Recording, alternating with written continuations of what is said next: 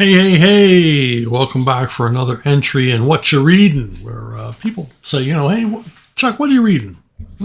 You're a writer. What does a writer read? Well, same thing as you do. This week, I'm going to get into Who Goes There, the classic science fiction story by John W. Campbell, which first appeared in Astounding Science Fiction magazine in August 1938, which really surprised me. That the story appeared that early, especially after reading it.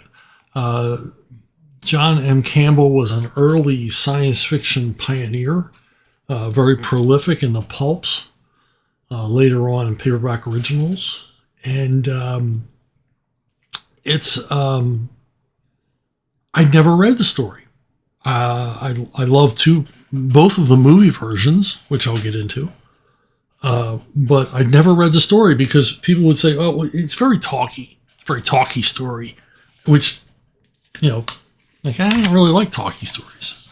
So I just assumed that the source material had a germ of a good idea in it, but was, not worth really looking into on its own merits. I just thought, hey, it's just another one of these typical pulp sci-fi stories from the period. I mean, some were great, some were pretty wretched, most were, mediocre. And I just thought, well, this is one of the mediocre ones that had a good high concept idea that Hollywood glommed onto. But I'm wrong. I'm happy to admit that I'm wrong on this one.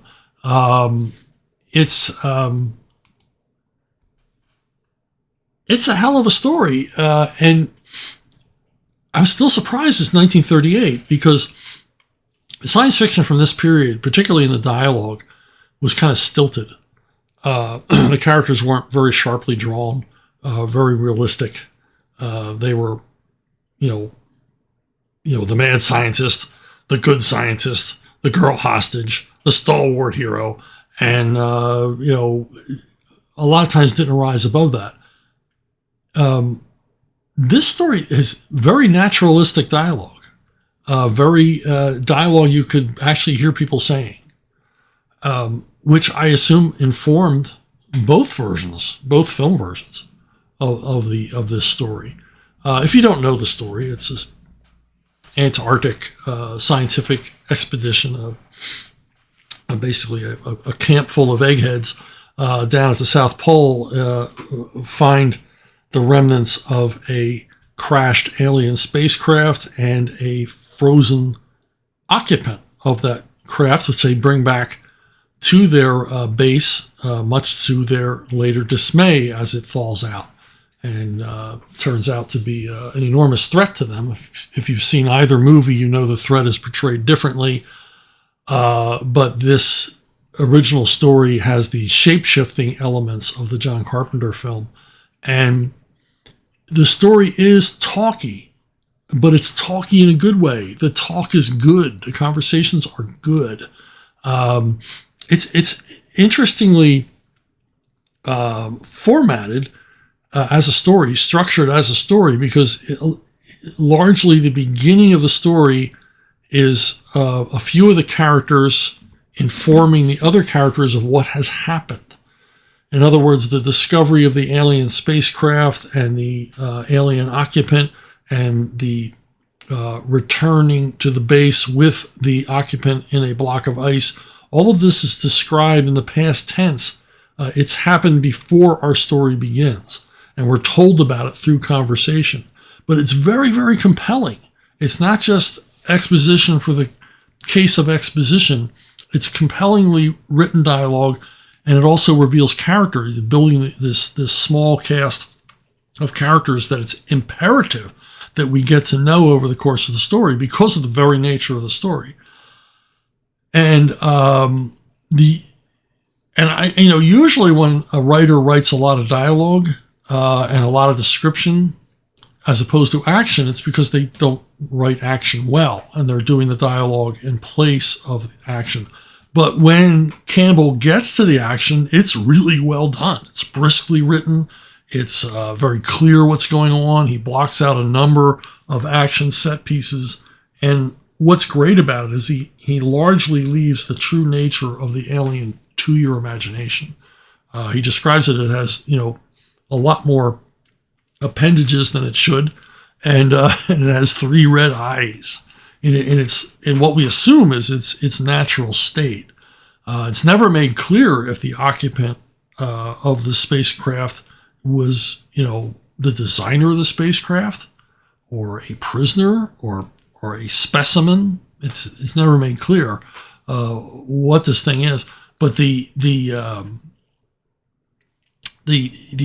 tension arises out of when they realize that this is a shape-shifting creature. And they realize pretty early on, but they also realize that we may have learned this, but we may have learned it too late. It may have already replaced a few of us. And they go through a lot of scientific, experimentation to try to determine who among them might be still human, and who among them might be a alien recreation, no longer human. And they fail. All these attempts fail until they come to the experiment used to great effect in the Carpenter film of simply sticking a hot wire into a blood sample, assuming that the alien infected blood would defend itself. And along with this, the shape-shifting isn't described in any tremendous detail. It's described in just enough detail to you create disgusting images in your head of an alien caught between having imitated a dog, now trying to imitate a human. It caught in mid-transformation, and how absolutely repulsive that would probably be to come upon. It also gets into the smell, the feel, the sights, everything.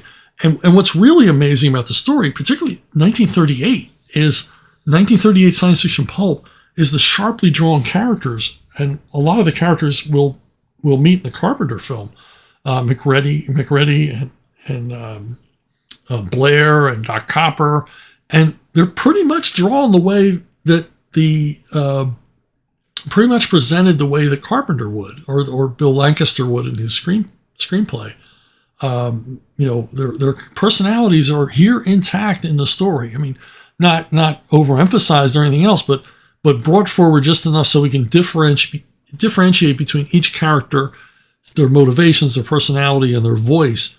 The other thing that's amazing about this is that they're not all, lantern-jawed sci-fi heroes that we, imagine would be in a 1930s story. Some of these guys are scared to death. Some of these guys are like near insane with fear, as anybody would be in this situation. Their reactions are very, very human. They're very, very vulnerable characters. And, men of science, some of them are cold and calculating, and as we would expect, but some of them, their whole belief system has been torn asunder by the introduction of this alien creature and the obvious threat that it poses to not only them, but all of mankind, and how this place is, whether they like it or not, a last stand against a creature that could literally take over the world, because of its shape-shifting and rapidly multiplying abilities.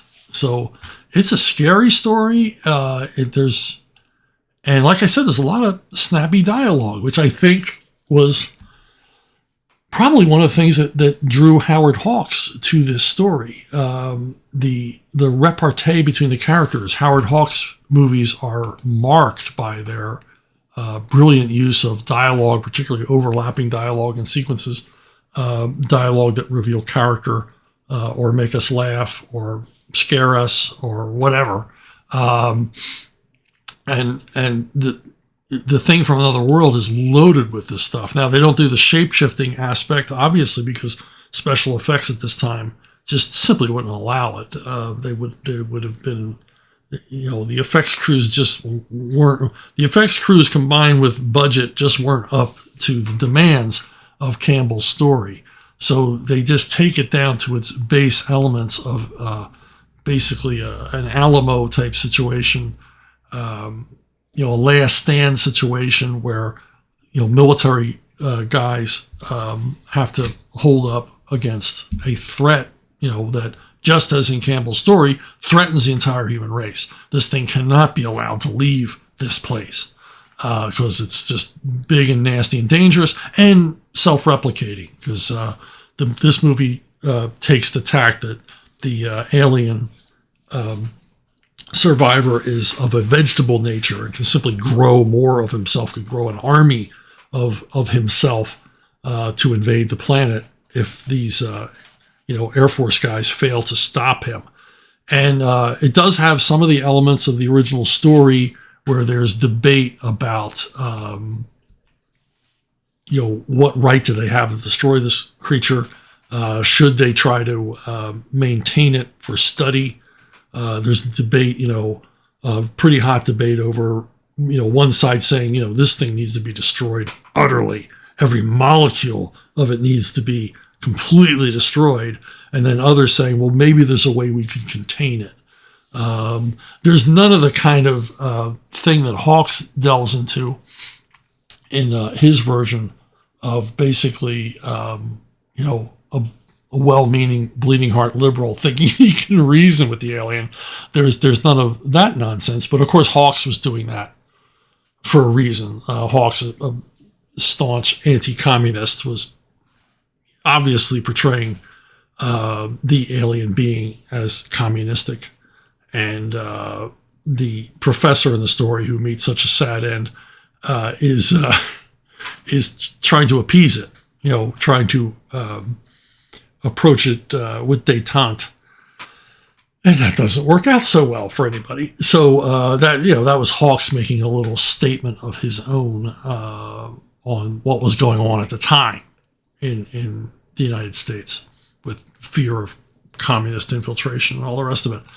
Okay, that brings us to John Carpenter's version of the thing, which is much closer to what happens in the original story. Like I said, the main characters are here: McReady and Doc Copper and Blair and a bunch of the others, and they are very much the way they were presented in the original story.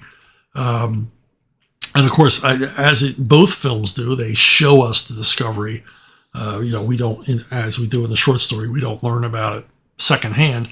We actually get to see the discovery of the alien spacecraft, and in both movies, the scenes are really memorable and really eerie. And but for the most part,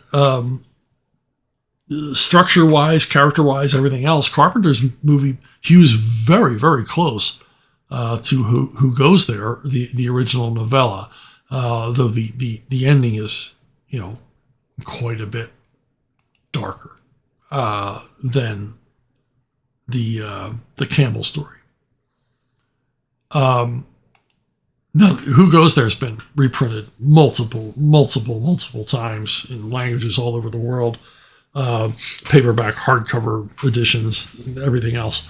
And it, I'm sorry that I didn't read it earlier. I listened to people who said, it's just talky. It's not as good as the movies. It's every bit as good as the movies. You can very much see how the original story informed both film versions in different ways, in different parts, but they both capture the spirit of the original story. Now, here's something that you may not know, and I did background on the thing years ago for another purpose, without reading the story, but I heard about where did Campbell get this idea of the shape-shifting character and this suspense notion of not knowing who was who, not knowing who in the small cast was still human and who was now an alien in disguise. And that grew out of something it grew directly out of John Campbell's childhood.